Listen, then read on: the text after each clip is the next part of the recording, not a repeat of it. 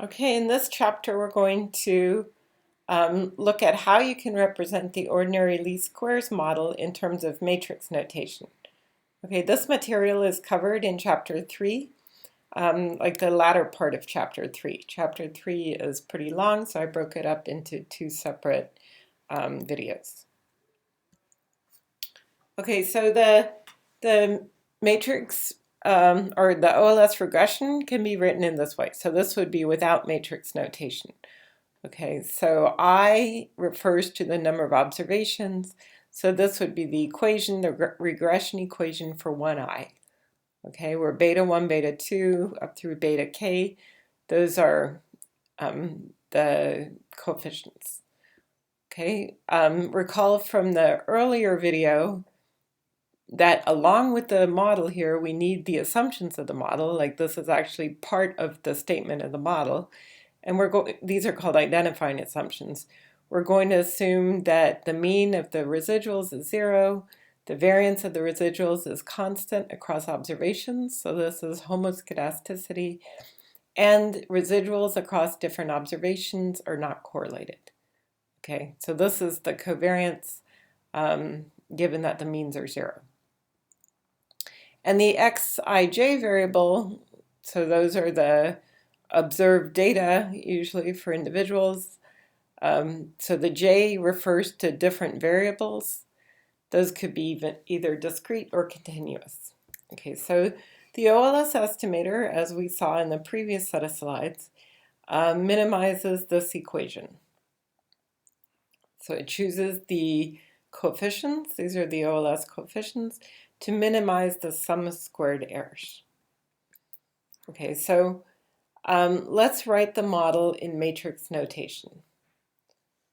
So first thing, we can put all of the information pertaining to person I in a vector. Okay, so this is a 1 by k. And then we're also going to put all of the information, all of the model coefficients in a vector. Okay. So this is number of rows is k, 1 column, so k by 1. So therefore we can write the model in this way. So this is 1 by k and k by 1. And by taking the dot product here, this is basically summing up these individual elements, right? The dot product takes the sum. Okay, so epsilon I can be written in this way. yi minus xi prime beta. And the OLS estimator solves this problem. And now we can say we are minimizing over beta, where beta is a vector, but of course we're actually choosing the individual elements of that vector. Okay. Now it turns out we can write the model in an even more compact notation. And this will be useful because eventually we're going to get a nice expression for the optimal beta using this notation. Okay, so x tilde, we're going to stack all of the observations. So this is the observations for person I, so person 1. This is for person n. And we're going to stack them into a matrix. So the matrix is n by k. And we'll also stack all of the y's into a vector. So the vector is n by 1. So this would be for each individual observation. We're going to stack them. And stack all the residuals into a vector. Okay? And then we're going to use the fact that epsilon tilde prime epsilon tilde is equal to the sum of the epsilon I squared. Okay? So you can write the sum as just this dot product here. And then we can plug in for what epsilon tilde is. Epsilon tilde is y tilde minus x tilde beta. Okay. Or that's epsilon. Okay, now we're going to choose the beta to minimize this product. Okay, and this is like the only part maybe that's not entirely clear, but you know, because we're actually going to take the derivative of this with respect to a vector. And there are rules for differentiation, like with respect to vectors. I don't expect you to memorize all these rules. This is the only time we're going to do this. So maybe, I mean, the exam is open notes. You don't have to memorize this either, but this is the only time we actually really have to do this. So this is a little bit, you can think of it as being y minus x beta squared. Okay, so if you had y minus x beta squared and you took the derivative, it would be 2y minus x beta times the derivative of what's inside. Okay, so that's basically what we're doing here too, but when we take the derivative of what's inside, you put this x tilde prime over here on the left-hand side. Okay, so these are just like rules for how to differentiate with respect to the vector here, but think of this as just taking the derivative of something that's squared. That's basically what we're doing. Okay, now multiply this out. The 2 we can get rid of, like divide both sides by 2. Okay, now move this over to the side. And then to isolate beta hat by itself, you multiply by x prime x inverse. Okay, so you get from this equation, this is a first order condition, you get beta hat equals x prime x inverse x prime y. Okay, if you hear some strange noises, that's my little dog trying to get in my office. All right. Denote the OLS fitted residuals by this. Okay, this is just a definition of the fitted residuals. And you can see that the first order condition here, this is epsilon tilde. So the first order condition sets x prime epsilon tilde equal to 0. That's actually, it has a special name. It's called the normal equation.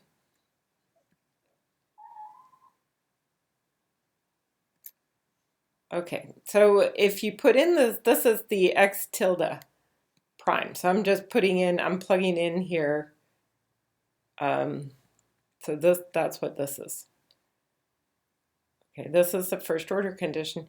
And you can see that if the x, so this is the x prime matrix. So remember, if the x matrix has 1, like an intercept term, then x prime is going to have the 1s on the first row. Okay, so if you have an intercept in the model, the first order condition is going to imply, so if we multiply this by this is actually a 0 vector. So keep in mind, these things, this is n by k, or sorry, this is k by n, and this is n by 1. So it's going to be k by 1. So this is actually a 0 vector, which is k by 1. So if you have an intercept in the model, you get that the sum of the fitted residuals equals 0. Okay, and you can of course pre-multiply by 1 over n, so you see that the mean of the fitted residuals is 0. So that's only true when the regression includes a constant term. Otherwise, it would not necessarily sum to 0. All right, so now we're going to look at how you can use R to compute OLS regression coefficients. Okay, so, and we can get the beta hat using these formula, and then you can compare to what you get using the built-in commands. Okay, so what I'm going to do here is first draw some random numbers. So it's kind of like I'm fabricating my data. Okay, we're not going to use a real data, we're just going to draw some random numbers. So this draws a vector of length 100 from a normal mean 0, variance 1. So we draw x1, x2, and this is drawing some residuals. Okay, this is mean 0, variance 0.5. So I just made these up. So you can do whatever you want. Just draw some random numbers. Generate a y. Okay, so here the coefficients are both equal to 1. But now we're going to try to estimate the coefficients, pretending like we don't know them, and then we'll check like how close they get to 1, basically. That's the idea. So, and actually I didn't do it in these slides. well, I guess we could do it. Maybe if I open R, we might be able to do it. But you can easily put these commands like into R and try it out. Okay, so the X matrix here is X1 and X2, and cbind is a column bind command. The Y matrix, so Y is right now a vector, but to multiply these things, you have to have everything be matrices. So you can use the as matrix command. So X prime X is the transpose of the X matrix times the X matrix. X prime Y is the transpose of the X matrix times the Y matrix. And then beta hat is X prime X inverse, X prime Y. So the solve command takes the inverse. Okay, now the cbind, well, this just explains, I think, what I told you verbally. Okay, so when you run this code, well, this code here, and you compute the beta hat, you should find something that's fairly close to 1. Okay, and you can try experimenting with this code, to see if having a larger sample is better, which it should be. You can experiment with the variance of the residuals. Okay, so if you want to compare to what you get with the built-in LM command, this would be, so there are 2 commands in R that you can use for regression. LM stands for linear model, and this is how you write the model. And then this shows you the results of the model. So automatically R includes an intercept. I mean, in this case, the data we generated didn't have an intercept, so the intercept should be estimated to be close to 0. If you wanted to explicitly exclude the intercept, you'd have to use this command here. Okay, taking out the intercept. Okay, so let me try opening up R, and we can try this out and see how it works, if I can get R to open here. Okay, so x1 is equal to R norm 100, 0, 1. x2 is equal to R norm 100, 0, 1. X is equal to R norm 100, 0, 0.5. Y is equal to x1 plus x2 plus x. Okay, so x prime x is equal to, first we have to create the X matrix, which is equal to cbind x1, x2. Y, we're going to convert that to a matrix, so we don't have any issues with multiplication. So X prime X matrix is equal to transpose of X mat times X mat, and X prime Y is equal to transpose of X mat times Y. Oh, I called it X prime W. Let's X prime. Okay, now we're going to do beta hat is equal to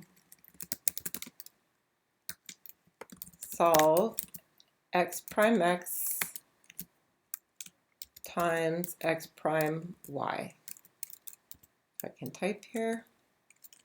Oh, and I misspelled solve. Okay. So let's see, what is our beta hat? Beta hat. Okay, so it's pretty close, right? The true coefficients are 1, 1, and we're getting something pretty close to that. So let's do the LM command.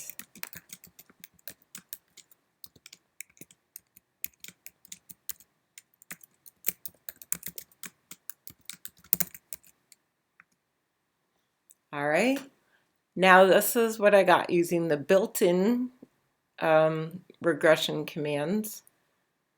Okay, which actually it's slightly different, and the reason is that the built-in regression command included the intercept. So now let's see what I get if I exclude the intercept. So just look at the beta hat coefficients. It should be 1.011803. So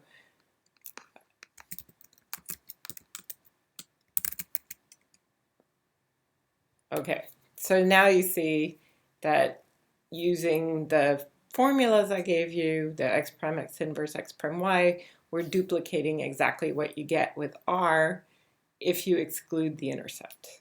Of course, you could also include the intercept and use the formulas too. You would be able to match it. Okay, so this concludes the slides about how you use R. Well, not just R, but how you represent the OLS problem in matrix notation, solving for this equation for beta hat, and then also how to do all these things within R. So the reason I like R is you can program up these formulas directly.